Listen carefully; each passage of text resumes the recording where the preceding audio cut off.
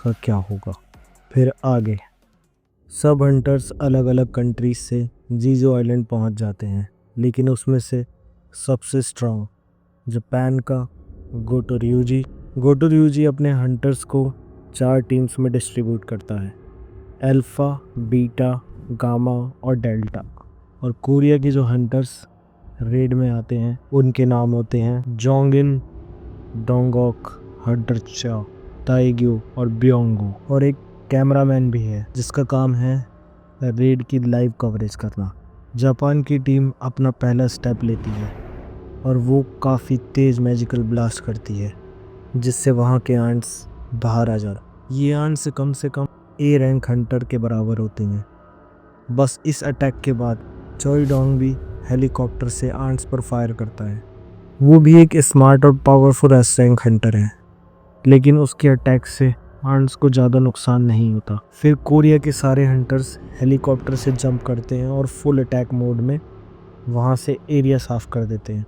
चोई डोंग का main motive है क्वीन को मारना, क्योंकि उसे मारने के बाद सारी आंट्स ख़त्म हो जाएंगी। ये उसको मीटिंग में बताया गया था। कोरिया की टीम डायरेक्ट माउंटेन के अंदर जाना स्टार्ट करती है। रास्ते में चोई डोंग एक फायर बैरियर भी लगा देता है, जिससे कोई भी आउटसाइडर या कोई भी आंट्स अगर पीछे से उन पर अटैक करे तो उसको पता चल जाए। जैसे ही वो एक जगह पहुंचते हैं, वहाँ उनकी आंखें फटी की फटी रह जाती हैं। जो लोग लाइव देख रहे होते हैं उनकी आंखें भी वाइड ओपन हो जाती हैं, क्योंकि उन्होंने कुछ ऐसा कभी नहीं देखा था। लेकिन इससे पहले एक बड़ा ही हादसा हो जाता है। जापान की एक पूरी टीम को किसी बहुत तेज़ उड़ने वाली आंट ने मार दिया है और उनके सर धड़ से अलग कर दिए हैं। अब तक सबको ये लग रहा था कि हंटर्स आंट्स पर भारी पड़ रहे हैं, लेकिन यहाँ तो उल्टा ही हो रहा था। जब कोरिया की हंटर टीम ने आंट्स की केव देखी तो उन्होंने वहाँ काफ़ी सारे अंडे देखे, जिसमें से कुछ अंडे बहुत ज़्यादा बड़े थे। लेकिन वहाँ सिर्फ अंडे ही नहीं थे, क्वीन और उसके 8 बॉडीगार्ड्स, और उन 8 बॉडीगार्ड्स की रैंक कम से कम एस लेवल थी। और फिर वो बॉडीगार्ड्स कोरिया के हंटर्स पर अटैक करते हैं।